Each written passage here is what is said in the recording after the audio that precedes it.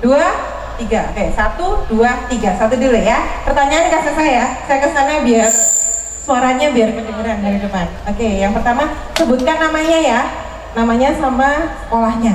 Oke. Sebelumnya terima kasih. Perkenalkan, nama aku Farah Nurul Nadila dari Unubita. Terkait materi hari ini kan terkait literasi dan lain sebagainya ya Kak. Mungkin yang ingin aku tanyakan sebagai Gen Z nih terutama, biasanya kan kita mengupload atau apapun itu sesuai dengan keinginan kita, atau bahkan bisa dibilang jangan dengerin omong kata orang lain gitu. Nah tapi kadang kan kita juga merasa apa ya, setelah kita upload dan lain sebagainya pasti ada perasaan untuk gak jadi apa nih, minder dan lain sebagainya. Nah kira-kira bagaimana sih kalau dari kita sendiri seorang Gen Z agar bisa pede untuk upload sesuatu meskipun bisa membangun intinya kayak personal branding kita sendiri tanpa memikirkan perasaan orang lain, tapi kita tetap bisa apa ya, sesuai dengan di zamannya gitu Kak. Mungkin terima kasih. Oke, langsung bisa dijawab kan saya. Upload tadi ya, yang upload terus di-delete. Karena nggak pede. Iya, karena memang itu terjadi. Bahkan ke saya pun dulu seusia kalian, nggak dulu-dulu banget sih, menolak sumpah. Iya, jadi itu juga jadi salah satu apa ya, momok gitu ya. Tapi setelah lama-kelamaan, Kak Sasa itu punya prinsip. Selama yang kalian posting itu tidak melanggar aturan agama, aturan negara, dan aturan sanksi sosial masyarakat, maka so atuh silahkan. Ada 3 itu. Jadi setiap Kak Sasa posting gitu ya, Kak Sasa selalu berpikir ini nyalain aturan negara nggak gitu semua postingannya, atau oh enggak kok. Terus kedua, ini aturan kayak contohnya yang dari apa namanya moral secara agama yang dipercaya, agama yang kita percaya, ini nyalain nggak juga. Yang ketiga, ini sanksi sosialnya untuk hukum masyarakat juga nyalain nggak juga, posting gitu. Contohnya kita punya prestasi yang pengen kita posting, itu juga tidak ada loh yang apa pelanggai 3 itu, ya posting aja.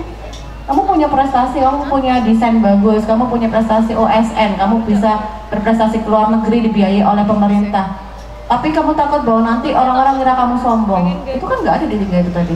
Kamu takut orang ngira kamu sombong, itu adalah kamu yang takut. Kalau ada orang yang ngira kamu sombong, ya udah biarin aja. Kan kamu nggak bisa mengontrol semua perasaan orang lain, saya. Gitu. Yang bisa kamu kontrol adalah perasaan diri sendiri. Jadi itu, kalau semoga bisa membantu ya. Kalau kan kita punya prinsipnya sih kayak gitu. Ya, karena untuk personal branding memang penting ya, kita mengupload kegiatan kita. Contohnya hari ini misalkan teman-teman itu bikin foto atau video untuk diupload di Instagram ya, terkait dengan literasi digital sekarang sama Kak Sasa. Oh saya barusan ikut nih kegiatan atau workshop gitu ya, atau kegiatan yang diadakan diskursif gitu, upload sebanyak-banyaknya, tag semuanya, karena tidak melanggar 3 tadi ya. Benar. Ya. Nah itu juga personal brandingmu juga. Yang kedua tadi sana ya, cowok dulu. Oke. Gantian. Jadi nanti setelah ini cewek lagi yang sebelah sana ya. Berdiri dulu ya. Baik, sebelumnya izinkan saya untuk menyampaikan pertanyaan Kak. Sebelumnya saya ingin bertanya, kita kan saya Febri Arya Krisna dari SMA Negeri 1 Seringat. Sebelumnya saya ingin bertanya Kak, kan saya juga kan sebagai generasi Indonesia selanjutnya nih, bagaimana sih Kak cara kita untuk memberitahukan teman kita sekelas sendiri itu tentang beretika digital yang baik? Karena kalau kita lihat sendiri, generasi sekarang tuh suka apa-apa itu dibuat video dan lain sebagainya secara diam-diam. Apalagi generasi sekarang tuh apapun tindakan dan lain sebagainya itu tanpa kita sadari kita dibuat sendiri. Apakah hal itu juga ada undang-undangnya dan lain sebagainya Kak? Sekian, terima kasih. Monggo Ibu, kalau undang-undang saya tidak tahu apakah ada. Tadi stiker.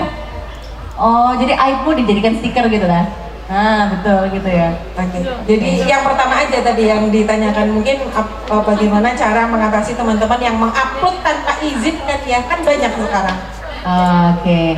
Nah itu kalau seumpama memang mungkin akan bisa jauh dijawab secara ini ya, hukumnya bagaimana gitu Bu ya. Jadi mungkin itu akan bisa jadi salah satu poin dimana nanti ketika temenmu mengupload tuh kamu bisa bilang itu nggak boleh loh berdasarkan kayak gini-gini, kamu nanti bisa diginiin, nah itu nanti itu dengan yang Ya biar di Budiar nanti ya. Tapi kalau dari jawabannya Kak Sasa sendiri, gimana caranya supaya temenmu itu nggak ngupload gitu ya, nggak ngupload kayak gitu.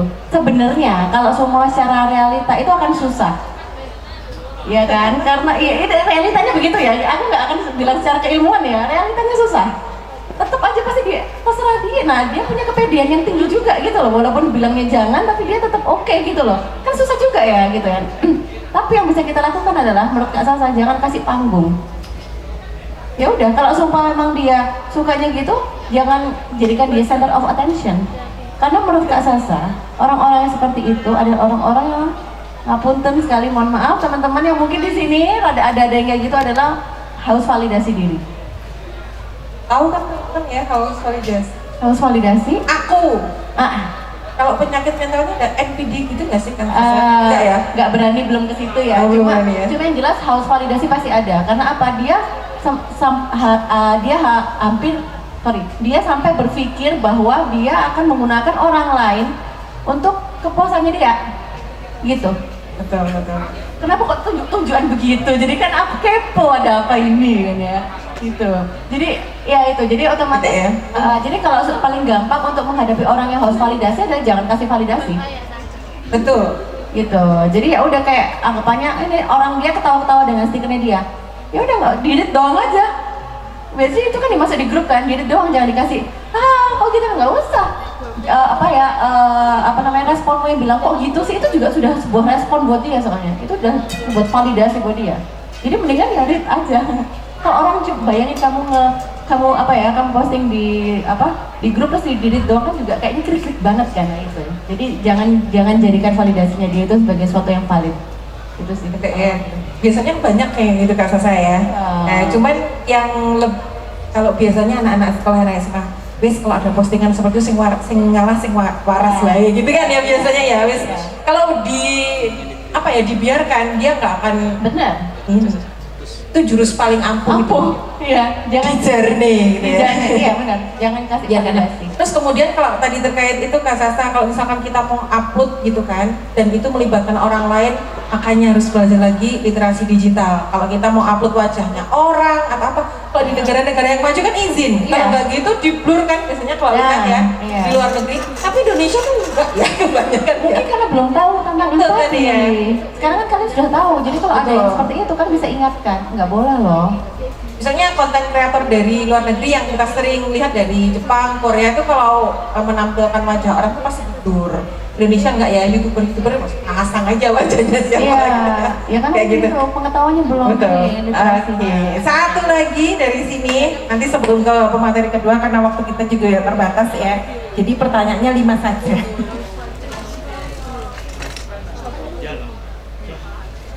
Waalaikumsalam.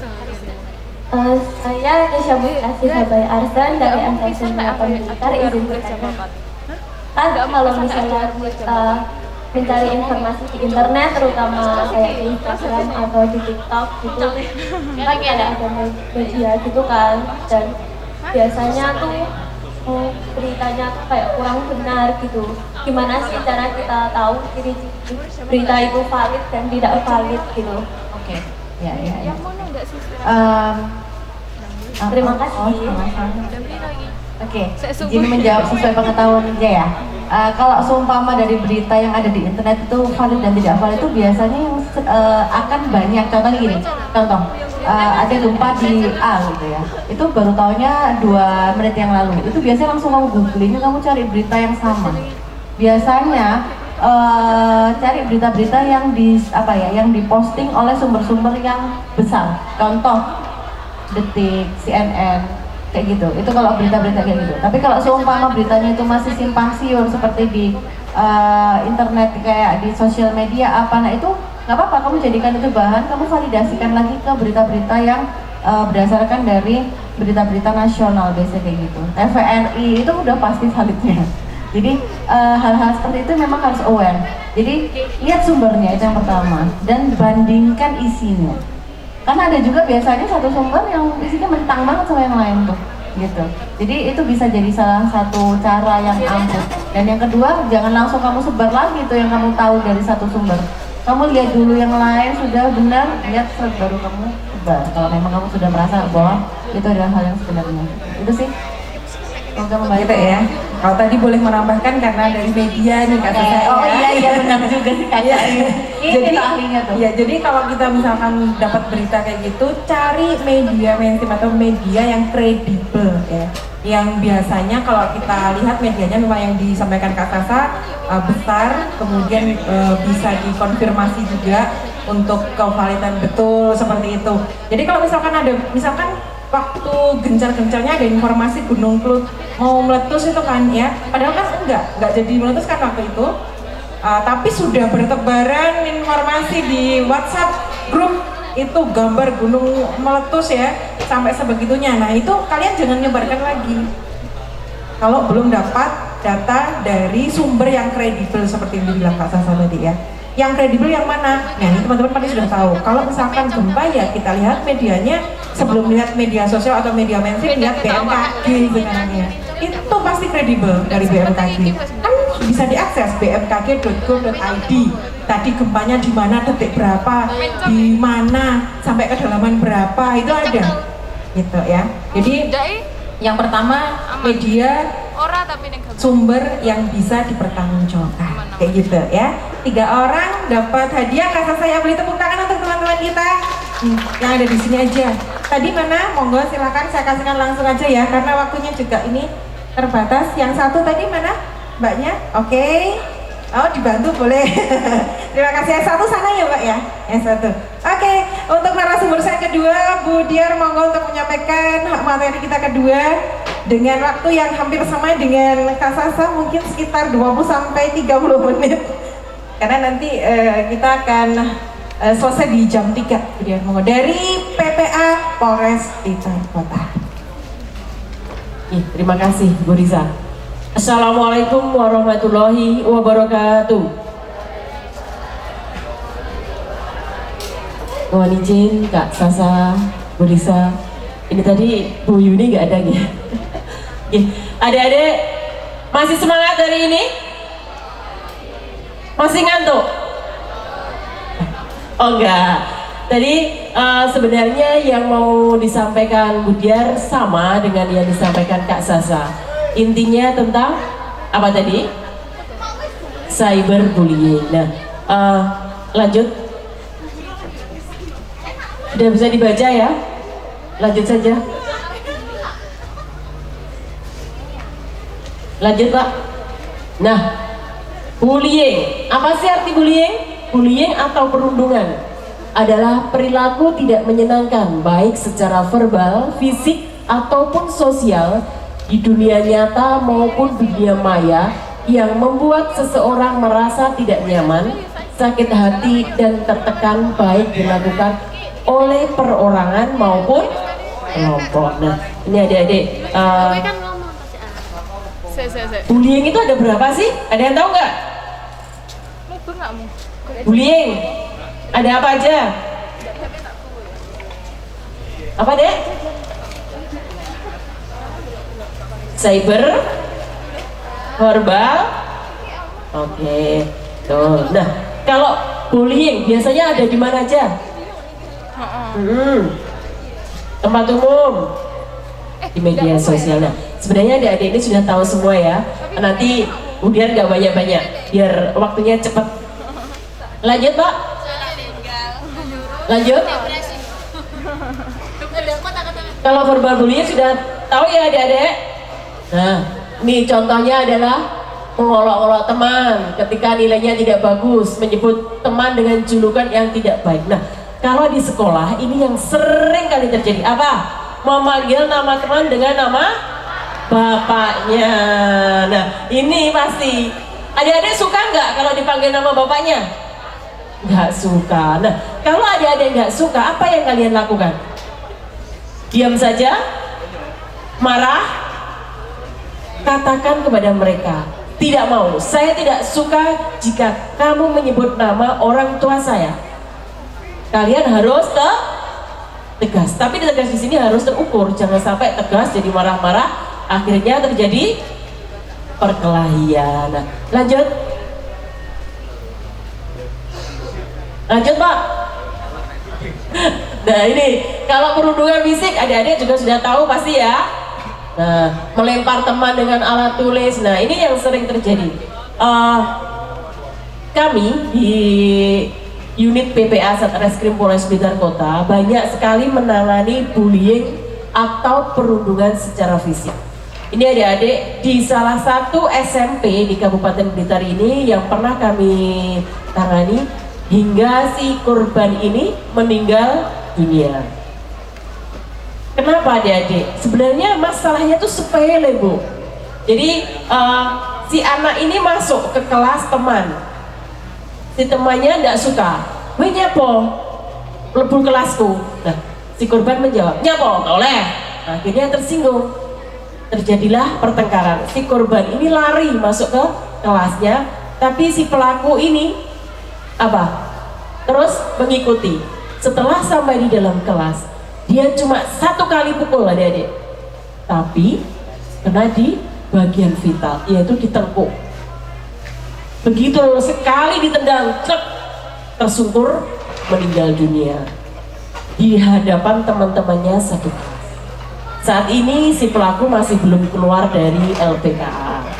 Nah, kalau sudah seperti ini sebenarnya mungkin pelaku ini tidak ada niatan untuk menghilangkan nyawa, tapi apa yang dia lakukan